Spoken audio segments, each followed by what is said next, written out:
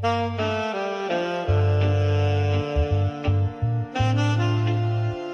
Hotspur have appointed Thomas Frank as their new head coach. And the consistency and the players know the patterns. But of course I'm aware that we need to be flexible sometimes. You look what Thomas Frank has done over the course of 7 highly successful years, and you can understand why Tottenham would be interested.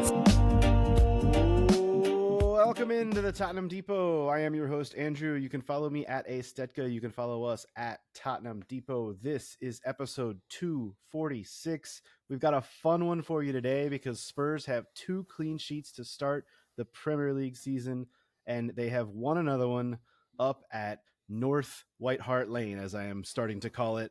We've got the Todd Father alongside. He's at TC_Kashow. Todd, what's going on, my man? Any day, brother. Any day you can go to the deck you had and get out of there with a W, even with no decky, is a good day. And my favorite part of the beating of Manchester City away is the inevitable Pep Guardiola head and hands with the water bottle view that we got today. That's one of my absolute favorites. That should be probably hanging in the bowels of the new Tottenham Hotspur Stadium. That particular picture, just saying. Hell, hang it on the outside. Hang it like for everyone to see. Don't put it in the bows. Put it right out for everyone to see. We are recording this shortly after full time on Saturday because we found a little window where we could squeeze our friend Dakota into the podcast this week. He's got the space. He's at Dakota J Booth and he's with us here. Dak, what's going on, my man? Really glad to be here. I think maybe unfortunate that we have to wait till 7 a.m. Pacific time to squeeze this in, but a little peek behind the podcast curtain, our recording schedule might be changing, which might mean some more availability for you, boy. So hopefully the first of what we can make into some regular reappearances here on the Tottenham Depot. Yeah, the warnings have been out on that for the listeners. We may be a little bit more sporadic, maybe not every Sunday, but we will be doing podcasts regularly still. And yes, as Dakota mentioned, you're talking to 3 West Coasters here who woke up at about 4:30 a.m. this morning to watch a football match, and it's now only 7 a.m. and we're recording. We're letting it rip right off the bat here because, guys, Spurs went to the Etihad and. I hesitate to use the word dominated, but they kind of dominated Manchester City this morning. It was a really, really impressive performance for Thomas Frank's men, Todd. It was a comprehensive victory. That's the best way to describe it. We beat the brakes off of those clowns in every facet of the game. And when you're doing that against the former,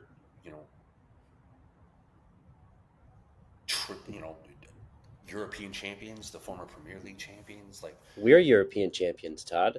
We are European champions today. That was one of my favorite parts about it. I thought, to be honest, as I was watching that match, I kept hearkening back to the PSG match, not just because of the scoreline for us, but just in the way that we, like you mentioned in the chat, Dak, denied the ball from the wings and did really, really good job of keeping everything kind of locked down defensively. It was a very professional victory today, and we took our chances when we had them. So I felt honestly like we could have scored probably 2 or 3 more with the chances that we provided ourselves today. If we were a little bit more clinical in front of goal, this could have been an embarrassing scoreline for Pep, not just a ripe beating. But I guess the thing that I'm most impressed with overall is the dichotomy between the 2 wins that we've had so far in the Premier League. And what that means is I can kind of project that out for the rest of the season. We had 2 very different game plans for 2 very different opponents, and we executed them both to perfection, to be fair. Well, and Dakota, I think the thing that I wouldn't say surprised us most, but I think some people would have expected Pep to have gone back to the back 5 that we saw against PSG, against Man City, but instead he sticks with the back 4, but obviously completely different tactically than last week against Burnley. What impressed you most about just the setup and the tactics that Thomas Frank employed here in this match? Yeah, Frank back 3 rather than Pep, but yeah, I think that's what we expected, and maybe in some ways Pep expected that too. And prepared his team for that. And maybe we caught him a little bit off guard this morning. And yeah, I think the most impressive thing was just the way that our our team carried themselves in this game. It definitely wasn't like all right, we've got to punch up here. We've got to play another level up to keep up with these guys. And maybe it's just the beatings that we've given this team over the last few years that, this team really believes we can walk into this place no matter how good what the hype is around Manchester City. They know that we can go into this place and get a win. I don't think that you can overstate that a little bit. So I think it's a lot of things, mentality. This team is really good. Also, we need to remind ourselves of that. Yes, we finished 17th in the Premier League last year, but that was a fluke. Like, there were a lot of really good reasons that sound like excuses for why that happened. And so we've got to actually look at the team here and realize this is a really good team who has had an off season, who has a new manager that's a little bit more pragmatic than the last one. And Todd, you mentioned the PSG game. I think Thomas Frank learned a little bit from that experience because the only subs that he made were the front three. He didn't take Polina off and go to a back five with, in the 80th minute. He waited till a little bit later to do that and kept the front three fresh to continue to press and chase the game. So little things like that, those little tweaks, I can expect that Thomas Frank will continue to learn from these things and make those tiny adjustments throughout the season. And we'll see what happens when we're playing more than one game a week. I'm interested to see what's going to happen there. I think that's an opportunity for this team to struggle, but also an opportunity for them to, really bet in, and Thomas to figure out how to play those competitions differently and those games differently. And he's shown that he has the capacity to do that. Yeah, that's an interesting perspective, Dak. When it comes to an opportunity for us to struggle, I think that's true, but I also think that it's an opportunity for us to learn and stretch and grow. Totally. That's why it's an opportunity to struggle rather than like we're gonna struggle. I know, but I feel well, but many people will be listening right now saying that the depth of this team means we probably will struggle, and we'll get into that conversation for sure. Yeah, right. But I think that there are definitely players on this team that you want to see get more consistent minutes, i.e. Lucas Bergball and an Archie Gray in the midfield, etc. Like, you need to develop these players. Mm-hmm. And so I think, as Dak pointed out, it's an opportunity to struggle, which is overall an opportunity to learn for us when we go into this, multiple weeks a game, multiple competitions. I don't think we're going to see nearly as much rotation. I don't know. It's hard to say. It depends on how the Champions League draw shapes out. But I think we're going to see the majority of the rotation either in the league or in the League Cup. So. Yeah, and for those who don't know, the League Cup is coming up mid-September, and then Champions League draw is actually this week. We're going to learn the opponents this Tuesday for the Champions League, and of course it is that, same as the Europa League last year. It's that expanded Champions League draw where you're not going to face teams twice. You're just going to get 8 different opponents, 4 home, 4 away, go from there. I want to get back to what Dakota mentioned about, just the difference between this year's team and last and how this is a good team, because I agree. And a lot of that has to do with health. And for me, it starts with the back line, obviously. The center back pairing, the goalkeeper, even the fullbacks to some extent have been consistent through these first few matches. And that makes a world of difference. I think the defending gave this team the platform to do what they did today, bar none. Like, it was defending and just proper, like you said, Todd, control of the game.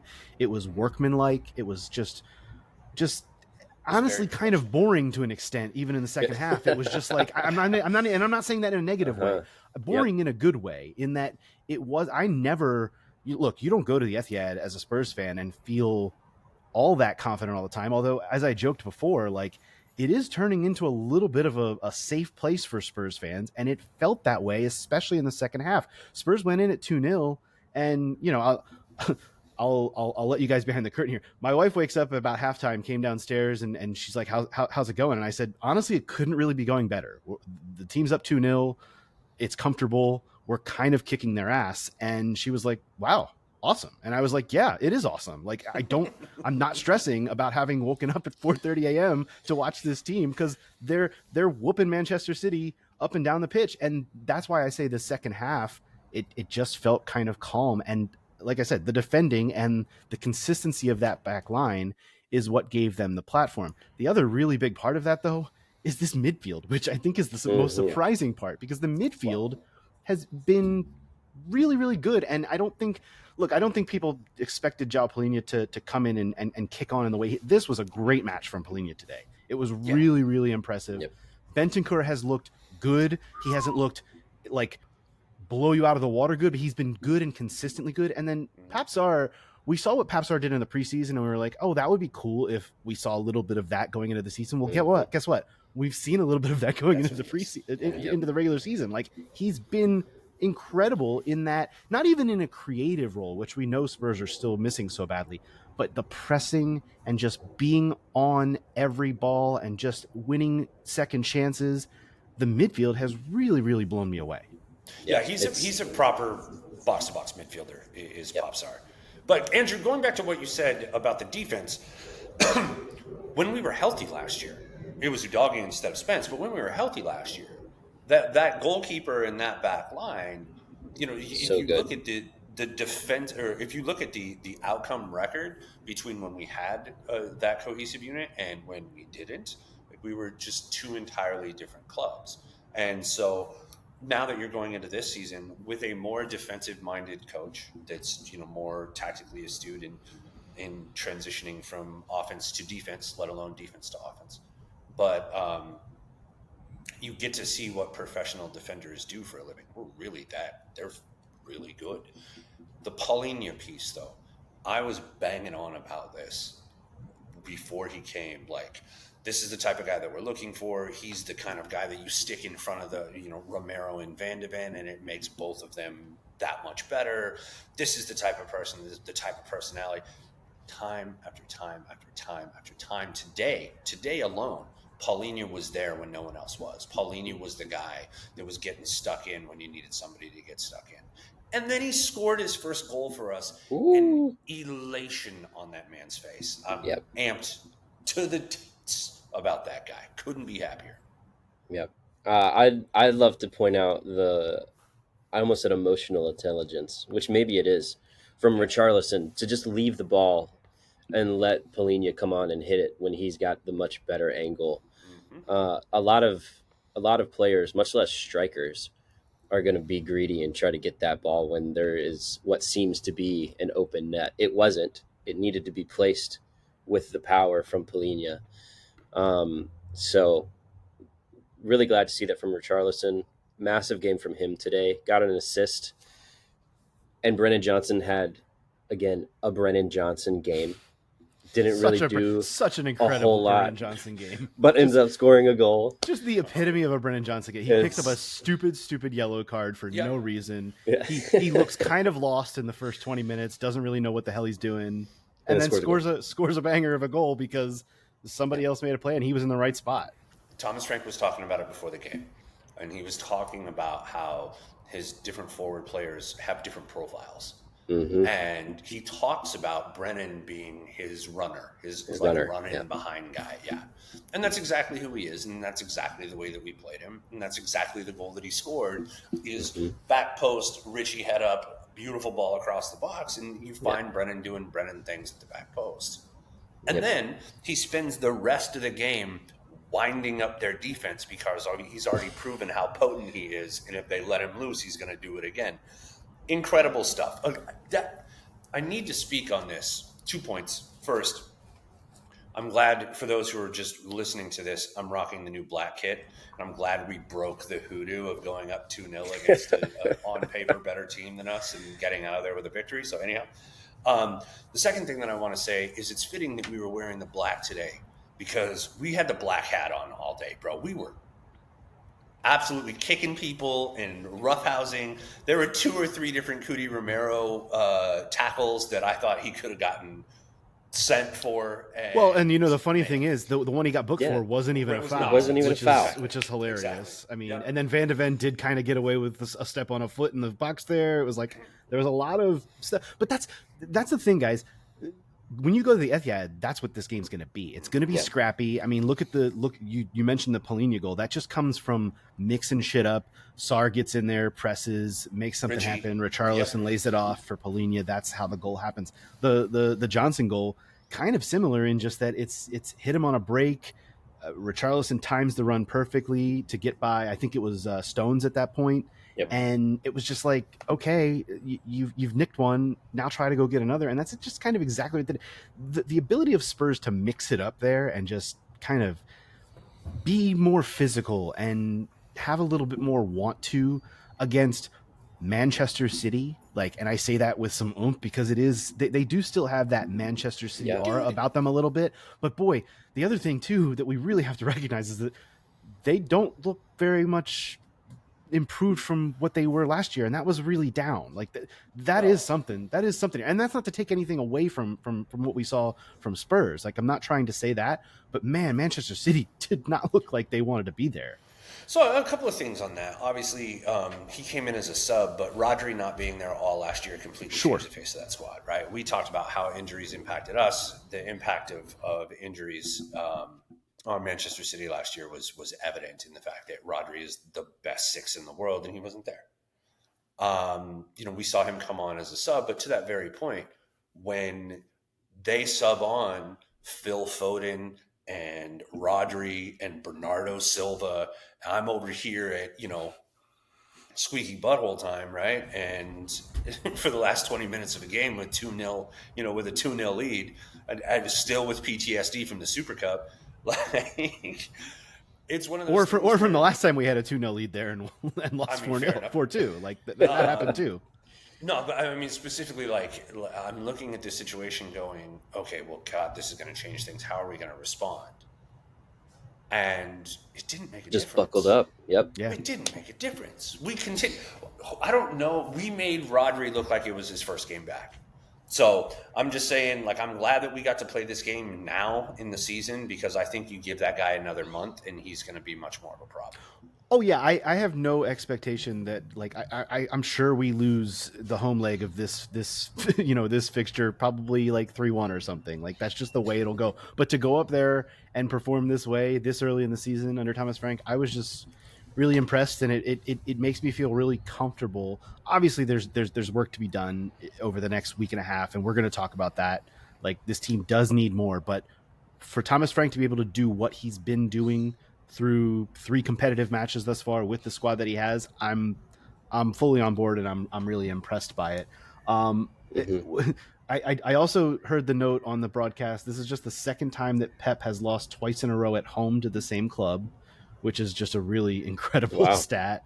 And then what was the one you had, Dakota? There's only 3 managers who have now beaten Pep Guardiola at 2 different clubs. Do you want to give us who those 3 managers are? Because it's quite a list. It is. It's Thomas Frank, who did it, of course, with us today, and then Brentford. Antonio Conte did it with Chelsea, and then with us. So, and then Jose Mourinho, who did it, I'm sure, maybe with Manchester United and or Chelsea, and then Tottenham Hotspur. Oh, wow! Weird how all 3 of those managers did it with Spurs. That's incredible. That's kind of what I'm talking about with this thing. I mean, like, Spurs have their own bogey teams. I would consider, like, Wolves to be a weird bogey team for Spurs. City we are City's bogey team at this point. I think that's stamped on it. Like, and they're going to get us from here and there, but we're certainly going to get them. Regardless of their form, regardless of how much they've spent in a transfer window, regardless of which one of their wingers that we were briefly linked with they bring on to fight against us, we in the Marmouches and the Cherokees or whatever, right? We absolutely smacked those kids around today. Like, it was, as I mentioned, a comprehensive victory. I've got a friend who's a Manchester City fan, texted me when we went up 2-0, and he He said it didn't help that Pep put out a League One lineup today. I was like, you got 150 million pounds of new signings on the pitch. What are you talking about? Yeah, that sounds about right for that group. I think the thing I take away from this overall, though, guys, is that I love that it doesn't have to be champagne football. It doesn't have to be fancy. It can be gritty. It can be grimy, and that's kind of what I like about when we play these guys, because they want to play champagne football. They want to have the fluent passing and the just all the flow, and we kind of just go up there and really stick a lot of sand in their gears, and it makes for a fun afternoon, or of course in our case morning. The amount of times that we passed back to Vicario today, incredible. And one of the commenters over here in the States at least said they're just passing it back anytime that there's nothing there and they need to keep possession, and they're not embarrassed by that. I was like, no, we're not embarrassed by it, because we're keeping the ball and we're making things happen. And this is against a Pep Guardiola team that they exactly, won the ball. And so the fact that we kept it and I feel like tactically Thomas Frank got the better of Pep today. And he 100% did. Yeah. And the funny part is, like, we talk about how much we were able to keep the ball away from them. Spurs only had 39% possession for the entire match, and that number was lowered in the second. Like, it was a lower number than that in the second half. Like, they really didn't need the ball to do what they wanted to do. They just, like I said, they had to put a little sand in the gears, and all of a sudden Manchester City, when they're not running on all cylinders, you got to look under the hood, because something's wrong. And what was wrong for them today was what Spurs were doing to them. It was definitely a tactical thing for that. Well, that and James Trafford is shit. Well, that was certainly a factor. I'll be very interested to see. Well, I'll be slightly interested, not very interested. I'll be slightly interested to see what they do at that position going forward, because they might have some issues. And at the same time, we've done this exact same thing to Ederson when he's played. It's true. So it's not like that goal that Paulinho scored today, from where Sarr picked the ball off from a keeper pass. I vividly remember Højbjerg doing the exact same thing. Yep. And like we've had so many goals like that against Manchester City, and I think it's just, and there's two words that Thomas Frank, and I think I may be changing the subject here a little bit. Hopefully it's the direction that we're going. There's two words that Thomas Frank keeps using when talking about how he wants us to play. And one of them is something that I've been wanting us to play like for years, and it's more brave. And we showed that today with the high, especially in the first half, with the high press, and we played really brave today. And I love that he keeps using those words in the press conferences, because it's eventually going to get in the minds of the players even more than it already is. And eventually it's just going to be the way that they step out onto that field.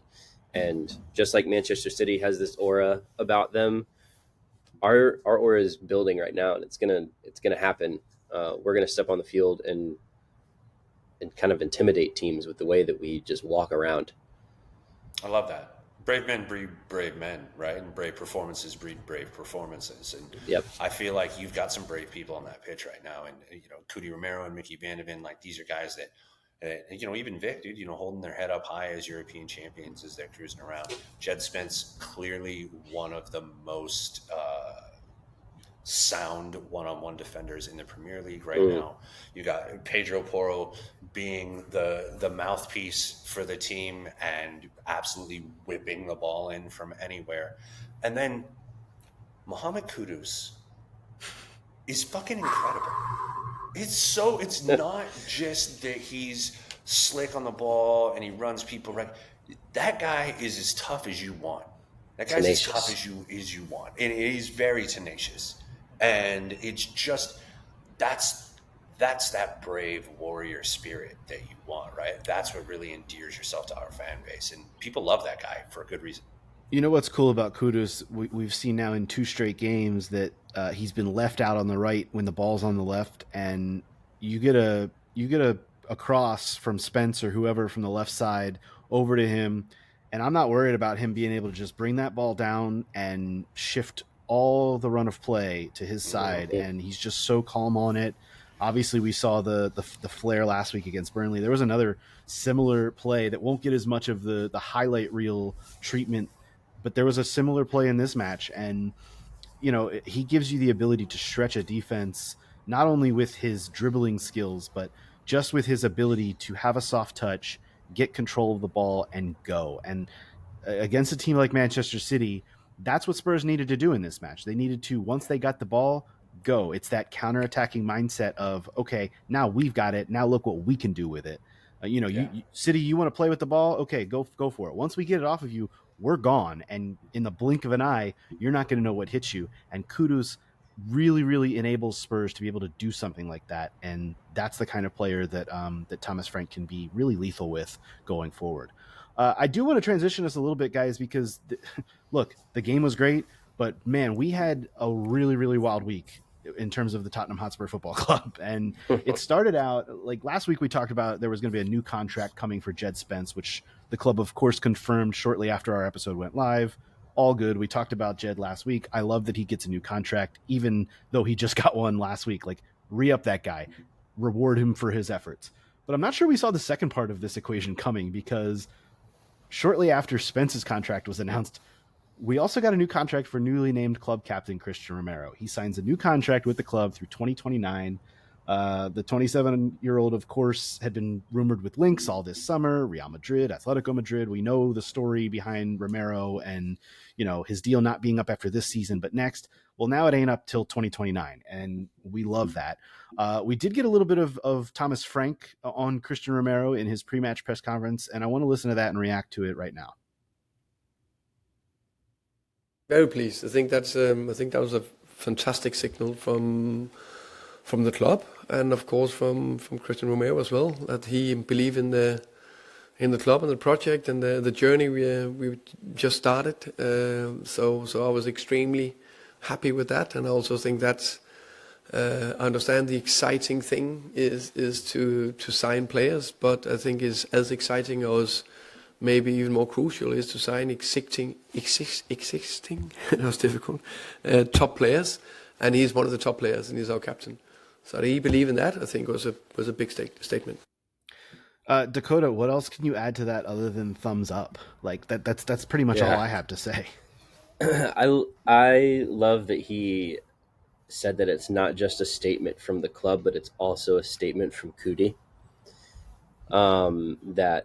And then we saw this in all the content that came afterwards, which bless the Tottenham content team. I won't take the time to name them, although I know them by name because I love what they do so much. But it is a statement from Kudi of like, hey, I could have gone to Atletico Madrid.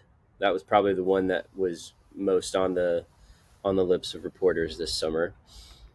But instead, I'm going to stay here and let's create our own little kind of Atletico Madrid type thing. Not that we want to be Atletico Madrid in the way that they play, but the weight that they carry in that country. Certainly, we want to be a club of that stature in the best league in the world. And for Kudi Romero, World Cup winning club captain, for him to plant the flag in the ground and say, this is my club, this is where I want to be. I want to be a legend at this club, not anywhere else. For a player of that stature to say that is only going to attract other players of that same stature. And honestly, like Son did that. Mm-hmm. Harry Kane never did that. Mm-hmm. There's always this kind of air of what's next for Harry. Well, and there's no question about that right now with Christian Romero. He's wearing the armband. He signed the long-term deal. He said this is his club. And I think if he sticks around and sees out this contract and probably another one, I think he's going to be right next to the Ledleys and the Suns when talking about the best players in this club's history. And if we keep doing this winning thing that we're going right now, he might even be, the next tier up with the Greaves and the absolute legends that get murals and people wear their shirts for all of time. Christian Romero's got that about him, and I'm glad that he plays for our club. Absolutely. And I mentioned this in the last pod, but I think that it bears repeating. Ange mentioned on his way out the door that the most important thing that this club could do is sign Christian Romero to a long-term deal. He's truly one of the best defenders in the world, like one of the best center backs in the whole world. You can't even debate it at this point in time. It's just a fact. He's already won a trophy with this club. He's already established himself as someone who makes the other players on the team walk taller when he's out there. He's put down roots. When he walked his son out on the pitch with him, I mean, for parents in the crowd, like, you understand how that pulls on you, because we saw his son be born. Like, that was one of the first things that we got from Cootie is in on the human side of things. And he's really embraced like his own maturity in London. And the fact that he's put pen to paper is hypercritical for the reasons that Dak said, and also because I like watching him fuck shit up every weekend, and I'm really glad that he's going to be doing it in Lily White for a long time. Todd, you mentioned that maturity. I want to touch on something real quick. We mentioned earlier the yellow that he did get was from a play that wasn't even a foul. It was him going in and being very tactical and very precise with his tackle. And Andrew and I at the same time said that's a reputation yellow. And I said, which doesn't make sense at this point. And it's because of that maturity. And I think we probably owe a lot more of that to Ange Postecoglou than we even know. Like, we can kind of theorize that, but I think we owe a whole lot of that maturity of Christian Romero last year to the way that Ange just walks through the building of the club that he's in. And I 100% agree. He empowered the players to be the best versions of themselves. Yep. He was not the best tactician, but as far as like a leader of men is concerned, he's one of the finest that we've ever had at our club. I think my big overwhelming feeling is of one of relief that this is done, that this is the strongest human emotion. Truly, it is, because I think back to last season when Romero kind of publicly called out the board for not being ambitious enough. And that's the kind of thing specifically at Spurs that when that happens, you don't normally see a guy stick around after speaking out in the way that he did. And I thought that was not only really impressive and the sign of a leader, but I think it's led us to the place that we are now with him being the club captain and signing a new deal and kind of putting his foot in the ground, luckily not into someone else. And, just saying this is home. This is where I want to be. I want to lead this team. And I think that's the really overwhelming feeling for me. And it's just, I think it's been a nice journey to see from, you talk about the reputation, and yes, that is a thing. And it's still, he's obviously still going to need time to shake that. But I do think that there's small signs of it coming. And yeah, the yellow he picked up again in his match against City was total malarkey, but he's going to have to fight through some of that still. But I love what I've seen from him and his maturity and his growth over the last few seasons, and the fact that he can feel confident enough to do some of the things he did and say some of the things he said last season, and then come in and put the flag in the ground like he has. I'm just super, super impressed by it. So really relieved and pleased for him and pleased for the club. Speaking of being super impressed, it's this time of the podcast where I have to eat some more crow shaped like a pigeon, because dude, that guy put in such a crazy shift today, and I can't. A healthy Richarlison is a ridiculous good addition to this team, both for the work rate, for the production, and for the Richarlison of it all, right? Like, that guy just brings an element of chaos, like controlled chaos, to the match that just lights a fire under the rest of the squad. It's awesome. And I think it's really interesting that Thomas Frank in the pre-match press conference for this said that Richarlison is his number 9. He's like, he's my starting 9 right now. And I think Richarlison is the type of not just player but person that needs to hear that, from the coach of his team. I think Richie he's a words of affirmation guy through and through, you know. And so I think hearing that is just gonna just keep that fire lit and maybe even fan it a little bit. And Dom Solanke doesn't have anything to worry about. There's going to be plenty of striker minutes to go around. Yeah. And a couple of weeks ago, Scott mentioned that Richarlison's been great when he's played. The problem has been keeping him healthy, which is also good news for Dom Solanke, because part of keeping Richarlison healthy is going to be rotations. The famous American phrase of load management. And well, Dakota, what's Richarlison's best ability? It's his availability. It's the Yeah. best ability for anybody. And Everybody. I'm glad you brought up Thomas Frank and what he said about Richarlison, because the other thing he said about him in the pre-match press conference was that Richarlison walked into his office day one and said, I want to be here. And we heard all the rumors this past week about Richarlison maybe being linked as part of another deal. And that was kind of what Frank was addressing head on and was saying, like, no, that's not a thing. I want Richarlison here. He wants to be here. So that reassurance speaks to the words of affirmation thing that you're talking about. And Yeah. he seems to be kicking on very nicely in that respect. Thomas Frank said a lot of things this past week in his press conference. He also, in giving the team news, I wanted to touch on this before we talk about the real transfer stuff, because he brought up Dejan Kulusevski kind of unprompted in just bringing up the team news. Was talking about how, Udogie is on his way back, but not quite ready, maybe by next week. He talked about how Basuma is still out, which nobody really knows what the hell's going on there. Yeah, exactly. But then he brought up Kulusevski, and I think this was kind of brought on by a report in The Guardian earlier this week, which stated that Kulusevski is going to be out for the rest of the calendar year 2025, at least. And Frank kind of said, yes, that it's a long-term one, and that they don't really want to put a time frame on it.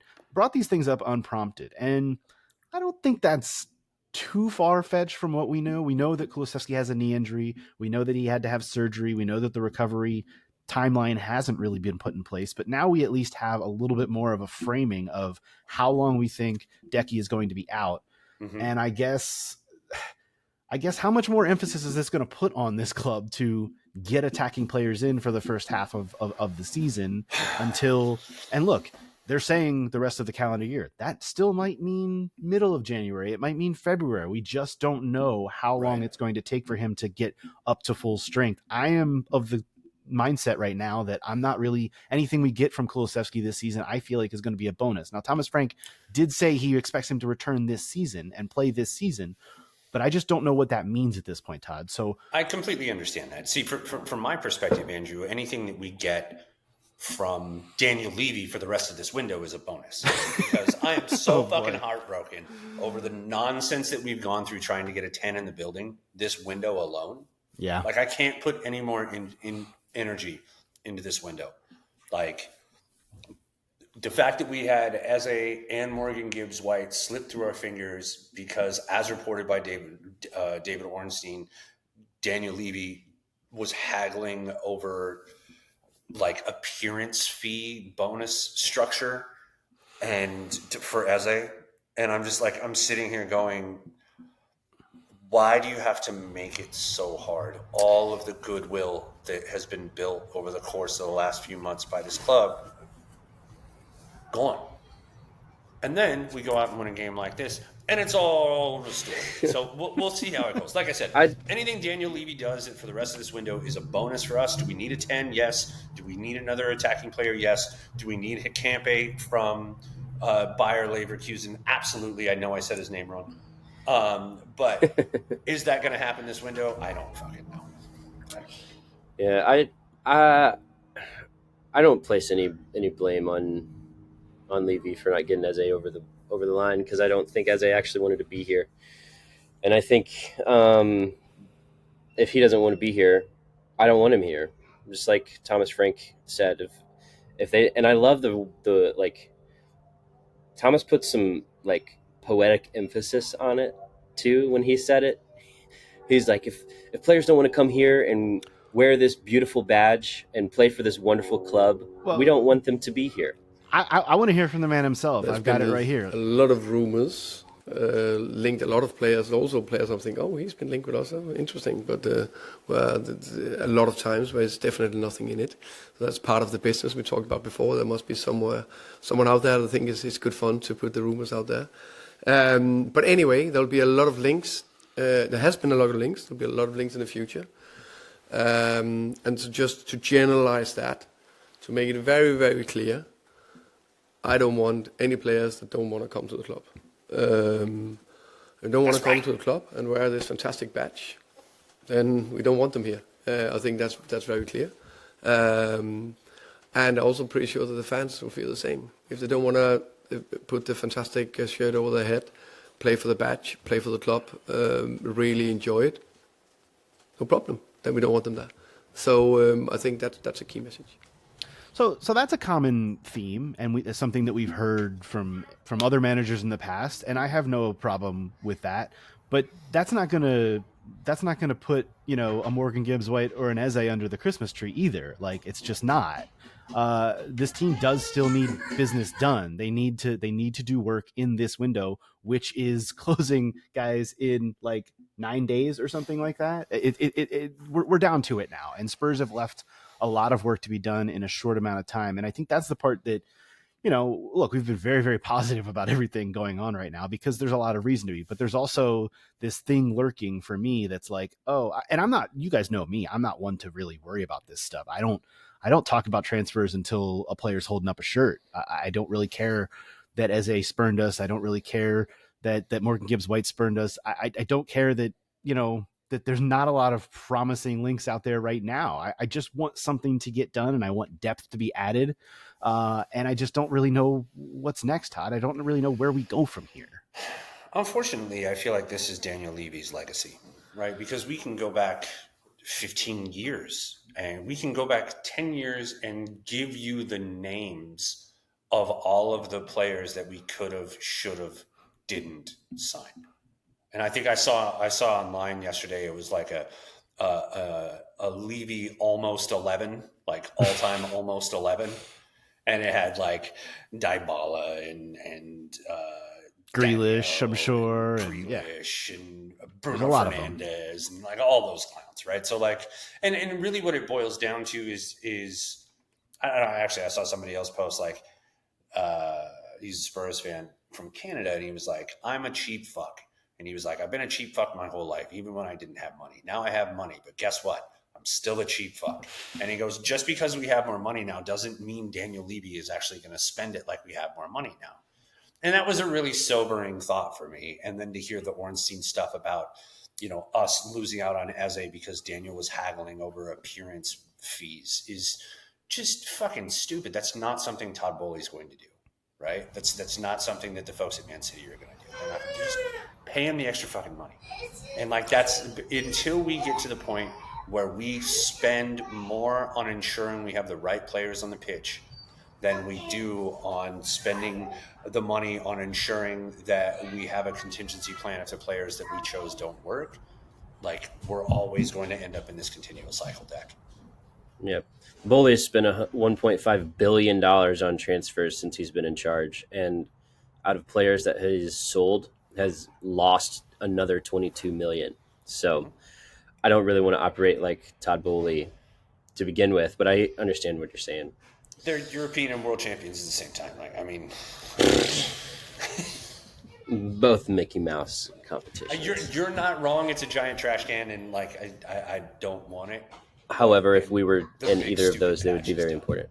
Yeah, this is what I'm saying. Like, if we had that big stupid patch on ours, like, we'd be super stoked about it because we want it. But anyway, you get it. I think that regardless of who we lost or who's not here, I'm always going to divert back to the classic line of, if he wanted to, he would.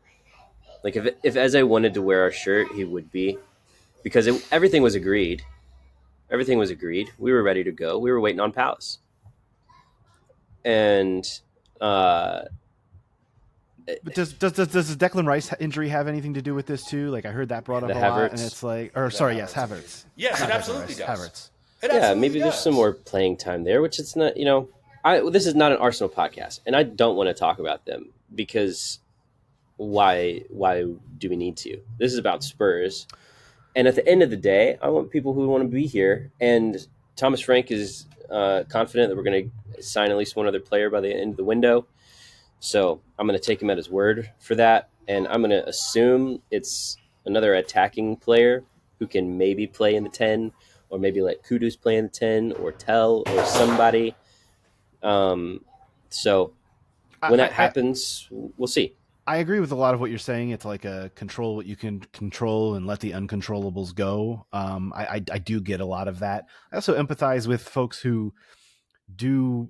I don't really empathize with the folks who follow this stuff every hour and are like living and breathing it, because I can't live that way. I can't do that for my own personal well-being. If you're someone like that, listeners, viewers, that's fine. I respect your feelings on that, but like my heart can't take that. But I do kind of empathize with like the idea that this club has an opportunity to really kick on and do something special, and it always feels like they're spinning their wheels at this time of year to get that stuff done. And I want the kumbaya feelings to like to overlap with how well things are going on the pitch right now. I want them to be going that well off the pitch. Keep them going for a little bit. Also, not everything is Daniel Levy's fault. Some things for sure, but not everything. Well, then who? That's actually kind of what I wanted to. Is this a Johan Lange thing? Is this just a transfer policy thing? Is this a recruitment thing? I just don't know who the finger gets pointed at, because I know everyone wants to point it at Daniel Levy all the time, and it's easy to some extent, right? Exactly, and to some extent, I get why that's done. But are there trickle downs here that need to be fixed? At some stage, surely, because everything can be probably a little more streamlined, especially bringing a new manager, because your recruitment is changing a little bit. I think some things were put in place the last couple of years to try to nullify that a little bit, where the thought is now, let's recruit the kind of players for the style of football that we want to play, and then we will just hire those managers, rather than let's bring in a manager and then buy a whole new set of players. So some of that is nullified. However, you are going to have some specialists from manager to manager, and I think this summer, specifically the two things that we're talking about now with Morgan Gibbs White and Eze, it's a mixture of, we can move faster. We need to be a little bit less nitpicky. We probably can pay the players a little bit of a higher wage, and some just bad luck. Like, it's a mixture of those two things for these two specific instances. However, if we get to the end of the window and we've not signed another player, especially in the attacking front, that's not going to be bad luck. That's going to be negligence, because we know that we need them. We know at this point they're going to cost a little bit extra money because we're getting to the last days of the window and people don't want to sell their players. And we need to eat that. We need to, sure, put your hands up, bad luck, my bad. But now you've got to deal with it, and you have to do something about it. Or all of a sudden, I and more forgiving people like me are going to be less likely to attribute it to bad luck next time, or even these last two times. It all of a sudden becomes, maybe there wasn't as much bad luck as it seemed. Maybe there's just more negligence, more work that needed to be done. So we have to get somebody in. I feel like now we're at the point you're not wrong. I feel like now we're at the point of the window that unless we're able to get Savinho over the line, which is something that we've been working on for an extended period of time, or Rodrigo, it doesn't really matter. I don't care. An impact left wing, right? If we're not able to do that, like, it feels as though the players that we're being linked with are hopefuls, right? Like the Nico Paz's of the world, right? Yeah. Yeah, they're not sure things. Right. They're not proven Premier League commodities, which is what Morgan Gibbs White and Eze are. And as we've seen just with the introduction of Mohamed Kudus, the benefit of bringing a Premier League battle-tested player in can have on your squad. And so, like, the only one that I'm even remotely hopeful for is the kid who's playing for Leicester right now, the El Canus, because he's played a season in the Premier League. He's a pass-first midfielder, but, like, you know, has the ability to arrive in the box and does a good job with that. At this point in time, like, I don't, with the exception of like a Savinho or Rodrigo, I don't feel like anybody is going to come in right now is going to make an immediate impact. Mm-hmm. Because if we bring in the left-sided center back, they're going to be a rotational piece. If we bring in a 10, like, unless they're a ready-made 10 that can get their ass kicked by the Premier League every week and still execute, like, they're going to be a liability, so you might as well keep Sarr in there. Yeah. And the only one that I can think of is the wide player, assuming that he can do wide player flair things at the Premier League level. Yeah. Which is a lot to ask as well. 100%. Yeah. And I think Speaking of, hold on, before we move on, did you see fucking Odebear today? Dude, Yep. that little cheeky stuff up the sideline was wild. So here's the thing. If we're going to keep playing in this kind of similar style, high pressing, if our wingers are creative, Kudus and let's say Odebear on the other side, they can be creative, and we don't necessarily need a 10 if Papsar is going to just press the lights out, because it's a whole lot easier to be creative, or you just need to be less creative if you're winning the ball at the top of the D or inside the box. So can we do that for the entire first half of the season with all the competitions we're going to be playing? I don't know. Yeah, without you need injury, more bodies too. Yeah, that's right where I was going. But injuries you need more are coming. Bodies. You need more numbers in those spots. I mean, you talk about, yes, I would love to see Sarr doing exactly what he's doing for the rest of the season. Yeah. But guess what? Sarr ain't going to be able to play 90 minutes every week. Like, you're going to need another guy who has that ability to do those things. I think Bergvall could do it. Be able to play 180. So yeah, I think Bergvall could do it. You know, lesser degree, but you get a little more creativity out of him than you do with Sarr. So. Maybe you get more of a scoring threat out of Sarr than you do from Bergvall. So that's nice. Yeah. So, but here's the other really big factor, guys, that we haven't really spoken about in the next 8 or 9 days, however long it is till the end of the month. This team's got a lot of business to do in terms of the outgoings as well. There's a lot of meat on the bone that needs to be cut off. For lack of a better analogy, we're talking about the likes of, I mean, we mentioned him earlier, but Basuma. Get out of here. You've still got guys like Brian Heel and Manor Solomon on the roster. There's just a lot of names out there where you're like, what exactly is the game plan here? What exactly are we doing? Are they going to be able to move on from someone, or do they even want to move on from someone like Radu Dragashin dealing with the injury comeback as well? Like, there's just a lot of names right now that are like, okay, what's the plan for this guy? And I get that we all want the incomings, but in order to have the incomings, you also need some of those outgoings as well. And that's another part where Spurs have just been a little bit delinquent to this point in the window in getting that done. I know, but that's why we're bitching about it, Todd. Well, because it's always done this way. Why is it though? The reason why is the reason that Dak said is that we, amongst all people, don't want to let our players go for a lesser fee. And so because of that, we're going to hold on to him for as long as we can in the window. And then if nothing viable comes through for him, we'll just loan Brian Heel back out to Girona or whatever. And Basuma goes to Fibonacci and, Bob's your uncle. It's whatever. That's funny. I was going to say we need to just sell Brian Heel to Girona for $5 million. Call it a day. Hell, I'd take 3 at this point. Let's go. No, 5's the floor, Andrew. Get her done. He's got Ballon d'Or potential. You know what? You're right. Longest tenured player of the club. He is the second longest tenured player here now. So and by the way, each year that he's been here. And by the way, the longest tenured, if they do bring in another left-sided defender, the longest tenured player is another one we're going to have to discuss in terms of an outgoing, because that's still on the table. Dude, so we'll have to see. Michelle Vorm vibes written all over him, right? Like that's not fair. That's not fair to Ben Davis. Dude, if that guy sees 10 matches this year, it's because we got hurt.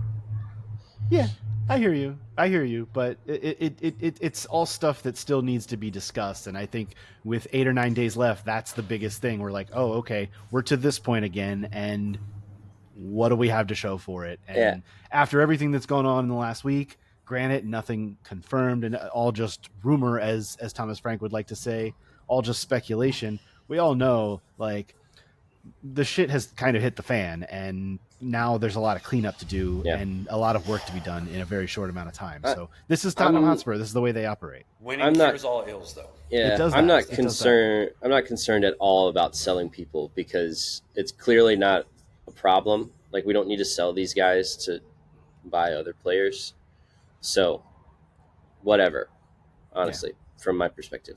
Get your. I think that's true to an extent, but when you look at some of the numbers, especially in regards to the European squad in the Champions League, there's going to be some work need to be done, or the squad's going to be left awfully short, and there's going to be some decisions to be made on who gets left off. And look, all of that is where they are, but like that is what it is. So the biggest issue is club trained on the European trip. No, you're definitely not bringing Brian Hill. Anyway, biggest issue is Brian Hill shouldn't. And there's no Brian Hill shouldn't get on a plane at all this year for Tottenham Hotspur. I agree with you, gentlemen. Before we get out of here, I do just want to mention that as we are recording, Spurs women are playing a friendly match against a little club called Arsenal, which is weird. And again, Spurs men did the same thing, and I thought it was weird then. It's weird now. The problem is, and why we're not talking about it, is this game's not being aired live on Spurs Play. They're not putting up the replay until later today. And again, like I mentioned at the top of the pod, we had a window, so we took it. But we will talk about Spurs women and whatever happens against this Arsenal squad in this friendly match, which is, again, not being aired live for some purpose. Spurs women also announced that they are going to play another friendly next Sunday, the 31st of August, against Southampton, which is a WSL League 2 side. So they're getting a couple more friendlies in before their season kicks off on September 7th at home against West Ham. But man, we talked about business on the men's side needing to get done. Spurs women got a lot of business to get done too in the next handful of weeks. Now their transfer window is open through September 13th because of the later season start for them. But boy, there's work to be done there as well. And we haven't really gotten much from a news standpoint from Spurs women's side of things. It's just been training, and of course they were in Spain last week for training. Played that match against Sevilla. Playing Arsenal this week, Southampton next week. So we'll get a little bit more information as we get a little closer to the WSL season. But so far, just not a lot of noise out of the Spurs women camp. No signings to talk about, no rumors to talk about. Just this game against Arsenal. Again, I find it weird. I know it's just a thing that they have to do. They got to get minutes in the legs, but I just think they could do it against someone else. And then they are going to do it against someone else next week, as I mentioned, in Southampton. So not much else to be said from that standpoint of things. Anything else we got to get off our chest before we get out of here today, gentlemen? I don't think so. Can we drop the third kid already? Chelsea Warriors yesterday. Right? Can we drop it already? It's yellow, right? Yeah. Is that the word we have? It's with total 90 vibes. Let's come on. Let's do it. The total 90, it's a sweet layout. I wish they only did the piping on the back of the kit, because it looks kind of weird having that arrow at the bottom of the front of the kit, especially if you got a little bit of a belly or something. It's not good framing. Oh, Todd, you don't have no belly. Come on, man. Just listen. Just saying. I'm also excited to see it, but I don't know if I'll buy it. I'm on board with them wearing that black kit they wear today every match. Just wear it at home even. Really it's so good. It's so good. That is going to do it, gentlemen, for this episode of the Tottenham Depot. Be sure to check out our episodes on our YouTube page, youtube.com/Tottenham Depot. You can see Todd rocking that black kit today. You can also leave us a rating and review on your podcast app of choice to help spread the word about the show, and follow us on the socials. We are just about everywhere nowadays. We are on Instagram. We are on the X, the Everything app. We are on Threads. If you're on Threads, join us on Threads. We're on TikTok. We're posting TikToks now because for some reason that's what the youths like. And, even though none of us here are really the youths, we like to cater to all of them. So be sure to follow us on all those places at Tottenham Depot. You can follow Dakota at Dakota J Booth. You can follow Todd at TC_Show. You can follow me at A Stetka. But again, most importantly, follow us at Tottenham Depot for all of your Spurs news. We will be back with you guys next week to talk more Spurs. Of course, it's Bournemouth on the schedule next week for Spurs. They return home, little Saturday match against Bournemouth, a tough one. But look, the way that things have gone so far, I can't say that I'm that scared. I'm kind of pumped to watch some Tottenham football next week, and I'm pumped to do it with you all. We will talk to you next week. This has been the Tottenham Depot podcast. As always, come on, you Spurs. Go.